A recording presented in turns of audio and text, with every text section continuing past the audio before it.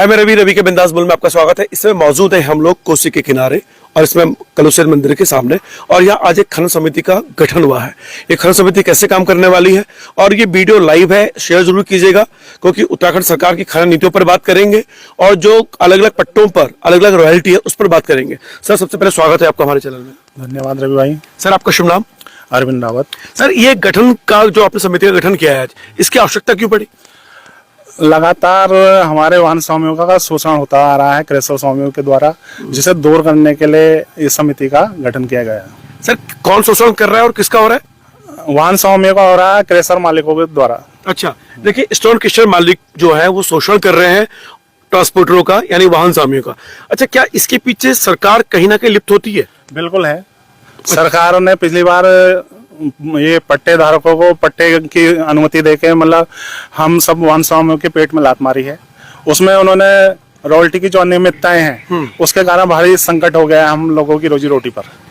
देखिए, दरअसल यहाँ पे डीएफओ हुआ करते तरीपासेमन प्रभाकी कुंदन कुमार जी, तो एक बार चर्चा की मैंने उनसे, तो उन्होंने ये बोला कि जो रॉयल्टी है, और कई लोगों ने भी कहा, जो खनन क्रेशर वाले भी हैं, उन्होंने कहा कि जो ये अलग अलग रॉयल्टी दी जा रही है, मतलब कहीं पर 8 रुपए और कहीं 31 रुपए है, उससे खनन माफियाओं को अपराध भ्रष्टाचार करने के लिए बढ़ावा मिल रहा है। बिल्कुल सही बात है। सही बात है, बिल्कुल सही बात है। इसमें जो खनन हम नदी से रॉयल्टी देते हैं क्रेशर वालों को, हमें 31 रुपए के लगभग बढ़ती है, और वो जो रॉयल्टी ले रहे हैं वो 5 रुपए से 7 रुपए के बीच में उन्हें रॉयल्टी पड़ रही है। देखिए, 7 रुपए और 31 रुपए यानी 24 रुपए का अंतर, क्या ये धामी जी को दिख नहीं रहा?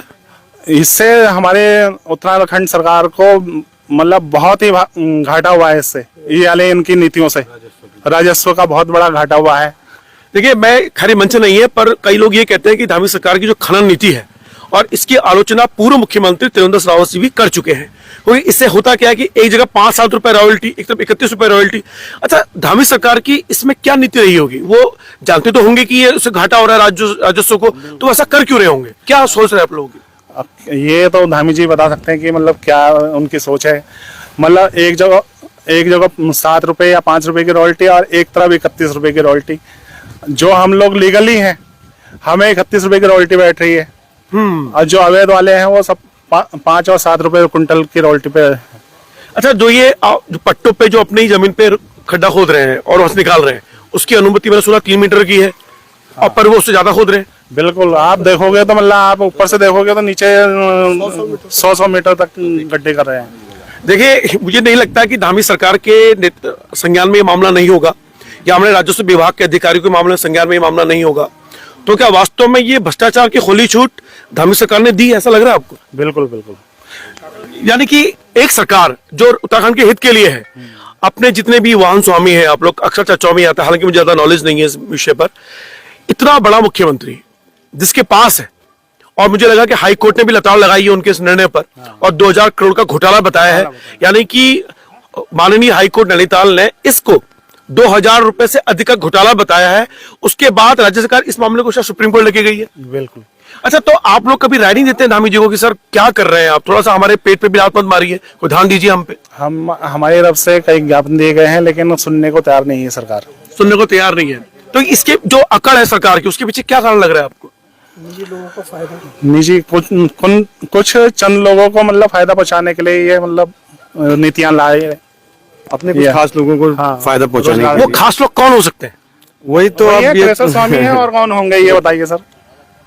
देखिए, धामी जी पर अक्सर ये बड़े आरोप लगते रहे हैं आम चर्चाओं में, ये मैं नहीं कह रहा हूं, सब लोग कहते हैं कि वो खनन माफियाओं की बड़ी मदद करते हैं। तो क्या वास्तव में, और जो ये कह रहे हैं यहाँ पे, उनके आरोपों से भी ये आरोप है, क्या वास्तव में अगर धामी जी पे इस तरह के बयान लग रहे हैं, क्योंकि शुरू के अपने पहले कार्यकाल के 6 महीने में जो उन्होंने काम किए और नई पारी में वो बहुत सुस्त दिखाई दे रहे हैं, और ऐसा लग रहा है कि भ्रष्टाचारियों की मदद कर रहे हैं, तो आप एक आम आदमी भी समझ सकता है कि 7 रुपए रॉयल्टी और 31 रुपए रॉयल्टी, यानी 24 रुपए का ये अंतर, और अधिकारी भी ये कह रहे हैं। अच्छा, डीएफओ कुंदन कुमार जी यहाँ थे, वो ये इस विषय पर थे कि शायद दोनों को मिला के 18 रुपए के आसपास कर लिया जाए, तो आप लोग सहमत थे इस विषय पर? 18 रुपए बहुत कम है। हाँ। रेट हमें ढुलान का ही रेट मिलता है। ठीक है ना। अब 1000 रुपए मतलब 1200 रुपए हमारे लेबर भराई वाली ले लेती है। 700-800 रुपए का डीएल लगता है कम से कम, ज्यादा का ही लगता है। 1200 का नीचे लास्ट वाले में चले जाओगे तो 1200 से 1400 के बीच में वो हो गया। तो उसमें औसत कहाँ आ पाएगा, आप ये बताइए कि नहीं सर, मुझे तो जानकारी नहीं है। अगर सर मुझे इसकी रॉयल्टी का चक्कर है। अच्छा, आप ये बताइए कि आप लोग इतने सालों से यहाँ काम कर रहे हैं, पूर्व सरकारें भी रही है, त्रिवेंद्र सरकार की जो खनन नीति थी और अभी जो धामी सरकार की खनन नीति है, दोनों में कितना अंतर है इस मामले पर? इस मामले में तब भी त्रिवेंद्र सरकार की ये नीति बहुत अच्छी थी कि कम से कम इतना मतलब उन्होंने खनन माफियाओं को मतलब क्रेशर वालों को इतना बढ़ावा नहीं दिया था, गड्ढे खोदने की कोई परमिशन नहीं दी गई। हरीश रावत सरकार थी, विजय भगड़ौत सरकार थी, उससे पहले खंडूरी जी की सरकार थी, उनका कैसा था खनन नीति पर? उनका भी ठीक रहा। उनका भी ठीक रहा। इस सरकार में माफिया ज्यादा उभर के आई है। अच्छा, आपका शुभ नाम सर? सुरेंद्र सिंह रावत। सुरेंद्र सिंह रावत जी, यानी खनन माफिया खुल के सामने आए। खुल के सामने आए हैं और धामी जी उनका सपोर्ट कर रहे हैं। अच्छा, अक्सर लोग ये कहते हैं कि खनन माफियाओं के खिलाफ बोलते समय जान का बड़ा खतरा रहता है, तो क्या आप खुलेआम माफिया के बारे में जिक्र कर रहे हैं? आपको खतरा नहीं लग रहा अपनी जान पे? अब हमारी रोजी रोटी से ज्यादा क्या खतरा हो सकता है? रोजी रोटी अहम है हमारे लिए। सब लोग अपनी किसी स्थिति में है। आज यहाँ पर सब लोग इकट्ठा होके आए हैं। आज सभी वाहन स्वामी जब हमारी रोजी रोटी छिन जाएगी तो मरना तो हमने वैसे भी है, बच्चे हमारे वैसे ही रोड पे आ जाने हैं। तो ठीक है, अब कोई हमको धमकाएगा मारेगा तो क्या, उससे कोई फर्क नहीं पड़ता है। हमारे गेट के 35% वाहन बिक चुके हैं परेशानी में, क्योंकि लोगों के पास पैसा नहीं है, पिछले साल के टूटे हुए हैं। बहुत आपका शुभ नाम? मेरा नाम मोहम्मद अली है। मोहम्मद अली जी, देखिए हर जाति धर्म संप्रदाय के लोग यहाँ मौजूद हैं और सबके जिनकी रोजी रोटी यहाँ चल रही है। अच्छा, इसमें खनन माफिया मोटा पैसा कमा रहे हैं? बिल्कुल कमा रहे हैं सब। अच्छा, यानी कि जो खनन से जो पैसा आता है, मतलब जो लोगों को मिलता है, वो इस समय जो कमाई का सारा हिस्सा लगभग खनन माफिया को चला जा रहा है। बिल्कुल। अच्छा, तो क्या ये हिस्सा सरकार को भी जा रहा होगा? जा रहा होगा, प्रत्यक्ष जा ही रहा है, तभी तो उनके संरक्षण में काम हो रहा है।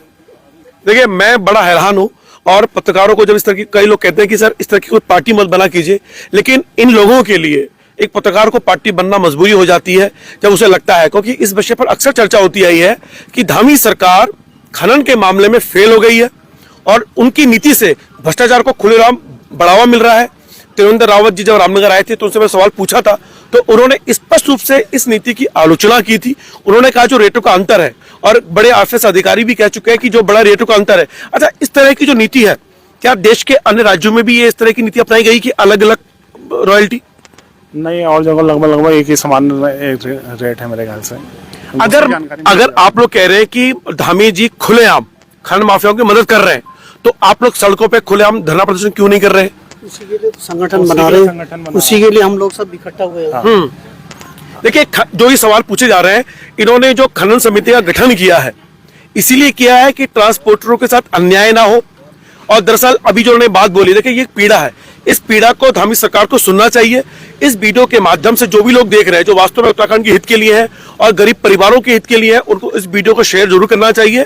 और धामी सरकार जो वास्तव में ऐसा लग रहा है कि भ्रष्टाचारियों की मदद करती हुई नजर आ रही है, तो आपको धामी जी से उम्मीद थी किस तरह की चीजें वो करेंगे, जिस तरह से बड़े लोकप्रिय होकर उठ के आए थे वो? हमें उम्मीद थी करके कि इस कार्यकाल में वो खनन की नीति को सही करेंगे, लेकिन अभी तक कोई रिजल्ट हाथ में नहीं है। ये हाथ में नहीं है।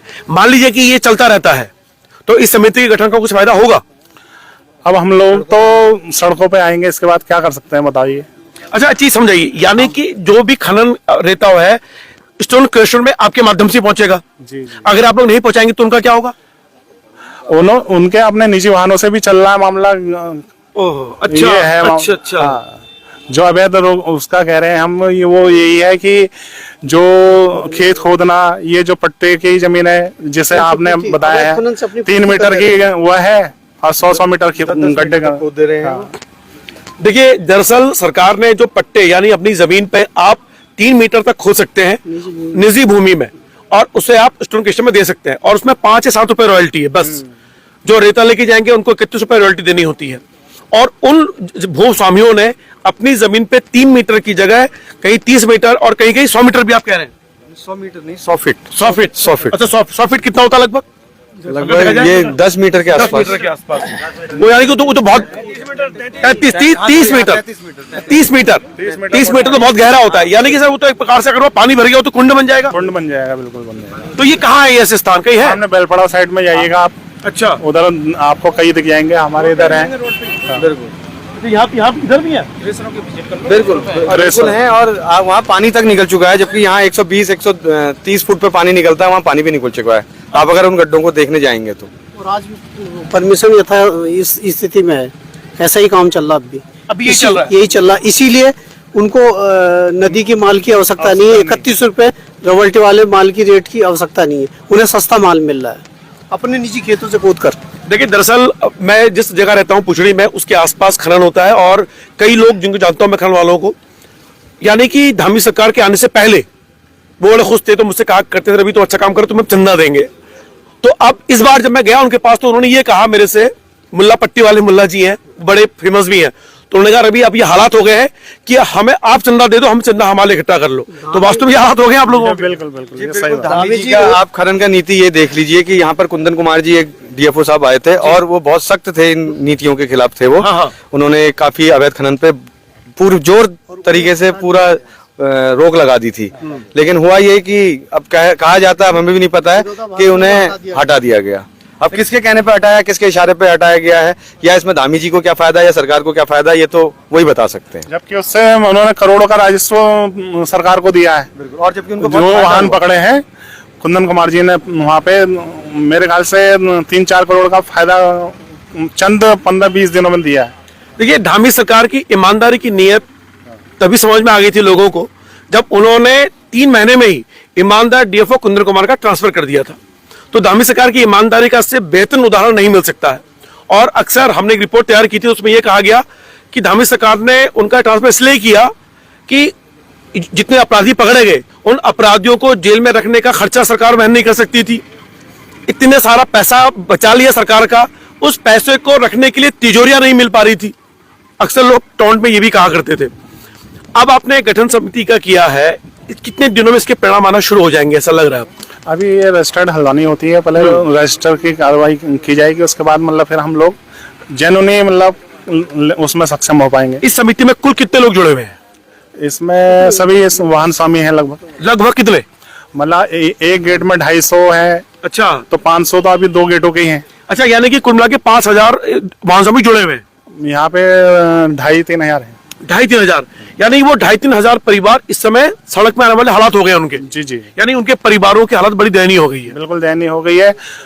मतलब चंद स्टेम क्रेस वाले कितने हैं, मेरे ख्याल से 20 या 25 लोग हैं, उनके सारे पे सरकार चल रही है यहाँ। देखिए सुनिए, आप इस बात को समझने की कोशिश करें। 20 या 25 या 15 स्टोन क्रेशर है, 2,500 से 3,000 वाहन स्वामी है। जो इस कमाई का कुल हिस्सा है यानी फायदे का, वो सिर्फ स्टोन क्रेशर को मिल पा रहा है, और ये जो वाहन स्वामी है इनको उसका फायदा नहीं मिल पा रहा है, और ये सड़क में आने के क्या हालात हो चुके हैं। तो ये जो मैंने बात आपसे बोली है, इनके दर्द को मैं करीब से महसूस कर पा रहा हूं, क्योंकि मैंने आपको मुल्ला पट्टी जी के मुल्ला जी का उदाहरण दिया है, जो मुझे कहते थे रवि मैं तुम्हें चंदा दूंगा, आज वो चंदा लेने के लिए मजबूर हो चुके हैं। तो ये समझ सकते हैं। अब अगर सरकार नहीं सुनेगी, इसी अकड़ में रही, इसी जिद में रही, किस हद तक आप जा सकते हैं? हम जब तक हमारे रेट तय नहीं होंगे, हम नदी में अपने वाहन नहीं भेजेंगे। वहां नहीं भेजेंगे तो उनको तो और फायदा हो जाएगा। वो कहेंगे चलो भाई वहां नहीं भेज रहे, हम अपने भेजेंगे, उनको फायदा हो जाएगा। नहीं, उस दूसरों के वाहन भी नहीं आने देंगे इस तरह। अच्छा, दूसरों के वाहन भी आप नहीं आने देंगे। देखिए इनका ये कहना है। तो क्या लगता है कि जिस तरह से धामी सरकार अपने अहम में है, खान नीति पता है उसे कि सब कुछ हो रहा है, चर्चाओं में भी, अखबार में भी खबरें आ रही है, उसके बावजूद तो अपने अहम में है, अकड़ में है, तो उस अकड़ को लगता है वो झुक पाएगी ऐसे आप लोगों के सामने? देखिए, जनता के आगे अच्छे झुक जाते हैं, बाद में उन्होंने जनता के बीच में आना है, फिर उसका जवाब जनता देगी। देखिए, मैं भाजपा हाईकमान से कहना चाहता हूं, प्रधानमंत्री मोदी जी को संदेश देना चाहता हूं इस वीडियो के माध्यम से, कि अगर वास्तव में आपने ये बोला है कि पहाड़ की जवानी पहाड़ के ही काम आए और पहाड़ के लोगों के काम आए, सन 2024 का चुनाव आने वाला है, और अगर इस तरीके से आप 2,500-3,000 परिवारों का नुकसान, ये सिर्फ पूरे उत्तराखंड में हो रहा होगा? सब जगह एक ही हालत है। एक ही हालत है, यानी पूरे उत्तराखंड में जितने भी वाहन स्वामी हैं उनके परिवारों के आप वोट गिन लीजिए, तो क्या वो इस धामी सरकार की गलत खनन नीति के कारण वो वोट कर पाएंगे आपको? तो मोदी जी आपको सोचना है, तो जो भी उत्तराखंड के प्रभारी है वो सोचिए, और हमारे मुख्यमंत्री धामी जी को ये समझाइए कि जो 31 रुपए की रॉयल्टी का डिफरेंस है उसे आप सुधारने की कोशिश करें। वाहन स्वामियों के पेट में लात न लगे, इनके परिवार सड़कों में ना आए। मान लीजिए कि कल कई बार ये होते से भी जिप्सी वाले में देख रहा था कि बेचारे हड़ताल में थे, तो वो परेशान हो गए, तो मजबूरी में हड़ताल तोड़ने को विवश हो गए। कहीं ऐसा तो नहीं है कि आप लोगों में से जो आप परिवार हैं आपके, कहीं वो मजबूर हो गए? क्योंकि देखिए पेट सबसे बड़ी चीज होती है। आप नहीं सोचे चलो यार आधी रोटी तो मिल रही है, उस आधी रोटी के लिए अगर आप लोगों का जो समिति है वो टूट गई, तब क्या करेंगे आप लोग? नहीं टूटने देंगे, कोशिश करेंगे। देखिए जी, उन्हें तो आधी रोटी मिल रही है, हमारे को तो ये है कि हमें वो आधी रोटी भी नहीं मिलेगी। उसका कारण ये है कि पिछली बार हमने यही सोचा था कि अगले बार अच्छा होगा, धामी जी आ रहे हैं, वो अच्छी नीतियां लाएंगे। इस बार चलिए इलेक्शन था पिछली बार, तो इस हमने सोचा कि काम कोई बात नहीं, इलेक्शन की वजह से खराब है। हमने सोचा अब जब दोबारा ये आएंगे तो अच्छी नीतियां लाएंगे। उम्मीद भी जगी थी जब कुंदन कुमार जी आए थे, लगा कि अब कोशी के भी दिन सुधर जाएंगे, यहाँ के ट्रांसपोर्टरों के भी हालात अच्छे हो जाएंगे। उसी उम्मीद पे हम सब बैठे हुए थे, लेकिन कुंदन कुमार जी का अचानक ट्रांसफर, जो कि खनन सीजन सत्र से पहले, और उसके बाद क्रेशर वालों का किसी भी तरीके से रेटों का ना निर्धारण करना, प्लस रॉयल्टी जो भी अवैध खनन है उसको ना रोकना, उसी को लेकर हम आए हैं। तो हमें तो आधी रोटी भी नहीं मिलेगी, तो मरना तो हमने भूखे भी है, तो हम रोड पे ही उतरेंगे। मुझे एक बात समझनी है, आपने ये कहा कि सरकार की गलत नीति, 7 रुपए की रॉयल्टी, 31 रुपए की रॉयल्टी, तो इसमें कुंदन कुमार जी का डीएफओ बनकर आने से आपको फायदा क्या हुआ फिर? हम बताते हैं। जैसे जो पट्टे दिए जाते हैं वो 3 मीटर की खुदाई के दिए जाते हैं। अब अगर कुंदन कुमार जी जिस तरह से काम कर रहे थे, वो आ रहे थे, छापे पाड़ रहे थे, तो क्या हुआ था, अवैध खनन पे मशीनें और इस तरह की जो है अंकुश लग गया था, वो खड्डे नहीं खुद रहे थे। लेकिन क्या हुआ, उनके हटते ही वो खड्डे फिर से वही 33 मीटर 30 मीटर तक पहुंचने लग गए हैं। यानी आप समझ रहे आ रहा है आपको, यानी कि धामी सरकार ने 2 तरीके से मार की है। पहला ये गलत नीति अपनाई, दूसरा ये कि उन्होंने ईमानदार अधिकारी को भ्रष्टाचार रोकने से मना कर दिया, यानी उनका ट्रांसफर कर दिया खनन माफियाओं के दबाव में, ऐसा इनका कहना है। इसलिए मेरे मन में ये सवाल था कि कुंदन कुमार जी को होने का क्या फायदा था। अच्छा, जो वर्तमान डीएफओ है प्रकाश चंद आर्य जी, वो कैसा काम कर रहे हैं? अभी तो खैर अब ये सत्र तो शुरू हुआ नहीं है खनन का, नदी का तो हम कह नहीं सकते हैं। फिलहाल अभी उन्होंने नया चार्ज लिया है, तो हम उनसे कुछ कह नहीं सकते कि उन्होंने क्या किया या नहीं है। लेकिन सर ऐसा है कि जब कुंदन कुमार जी यहाँ पे डीएफओ थे, तब भी खनन का काम नहीं हो रहा था वहां पे, यानी कि जो पट्टों के काम थे वो हो रहे थे, यानी वो अवैध खनन हो रहा था, उस पर लगाम लगी थी। तो क्या प्रकाश चंद आर्य जी इस तरह के अवैध खनन पे रोक लगा रहे हैं या नहीं, आपकी जानकारी के अनुसार? अब आप सोचिए कि जब कुंदन कुमार जी को हटा दिया गया है तो किस लिए हटाया गया था, और प्रकाश चंद जी को लाया गया है तो क्यों लाया गया है? आप सुन रहे हैं इस चीज को, इसलिए मैंने सवाल इनको बुलवाया है, जवाब इसका कि क्या नीति है। अब मुझे लगता है कि धामी जी वास्तव में अगर आप इसी तरीके से काम करने वाले खनन माफियाओं के लिए, तो मुझे लगता है कि जो नैतिक अधिकार होता है मुख्यमंत्री पद का, वो अधिकार आपने इन गरीब परिवारों के पेट में लात मार के खो दिया है। उम्मीद करता हूं कि आप युवा नेता है, भविष्य के नेता है, अभी आप दोबारा चुनाव अपने यहां जीता है, उम्मीद करते हैं कि शायद आप इनकी समस्याओं को सुनेंगे। लगता है, अंतिम सवाल, क्या लगता है कि सुनेंगे आपके बाजू? आशा की जा सकती है, लेकिन बहुत मुश्किल है, बहुत मुश्किल है। फिलहाल रवि के बिंदास बोल सर, हम आपसे आपके चैनल के थ्रू, क्योंकि आपका ये चैनल बहुत फेमस है यहाँ पर, हम समस्त गेट के वाहन स्वामियों से कहना चाहते हैं कि आप भी आएं, और हम सभी गेटों पर आएंगे, क्योंकि अभी तो हमने मैन कोशी की ये समिति का गठन किया है। इसके बाद हम हर गेट पे जाएंगे, वहां पर भी एक समिति हर गेट पे बनाएंगे। तो हम चाहते हैं कि आप सब भी, उपाध्यक्ष बनेगा, सचिव बनेगा, उप सचिव बनेगा, उसका भी गठन होना है। सर ऐसा भी तो हो सकता है कि जैसे अभी आपने रामनगर की बात की है, तो आप कह रहे पूरे उत्तराखंड में यही हो रहा है, तो पूरे उत्तराखंड के ट्रांसपोर्टर को क्यों नहीं जोड़ लेते आप लोग? नहीं, वो तो है ही ना, लेकिन हर नदी का हमारी भी, जब हम रजिस्टर हो जाएंगे, हमारी भावनाएं गोला, ये लाल कुआं गोला समिति से भी जुड़ी है, हमें उन्हें समर्थन देते हैं। और जब हम ऑथराइज होंगे तो हम लिखित अपने पैड में दे के आएंगे उन्हें। अच्छा, अभी तक आप लोगों की इस तरह की कोई यूनियन नहीं थी? नहीं, हाँ, अभी तक कोई यूनियन नहीं थी। आज हमने इसका यूनियन बनाया है, क्योंकि ये गलत नीतियों से परेशान हो गए हैं। यानी कि आप कह सकते हैं कि धामी सरकार को आप साधुवाद दे सकते हैं कि उनकी गलत खनन नीति के कारण आज आप यूनियन बनाने को मजबूर हो गए, यानी आपकी यूनियन का स्वरूप सामने आ गया। जी बिल्कुल, हम ये तो कहेंगे कि हम इतने परेशान हो गए हैं, इसलिए हम धामी जी को धन्यवाद देना चाहते हैं कि हमें इतना परेशान कर दिया कि हमें एकजुट होने की जरूरत पड़ गई। वाह धामी जी वाह। तो आप कह सकते हैं कि रवि के बिंदास बल आपको साधुवाद देना चाहता है इस वीडियो के माध्यम से कि आपने गजब कर दिया, आपने सारे वाहन स्वामियों को एक कर दिया है। फिलहाल रवि के बिंदास बल देखने के लिए शुक्रिया। उम्मीद करता हूं कि धामी जी सरकार के कानों में जू लगेगी और जो अकड़ अहम में है वाहन स्वामियों के पेट पे लात मार के, मुझे लगता है कि थोड़ा सुधार आएगा। फिलहाल रवि के बिंदास बल देखने के लिए शुक्रिया।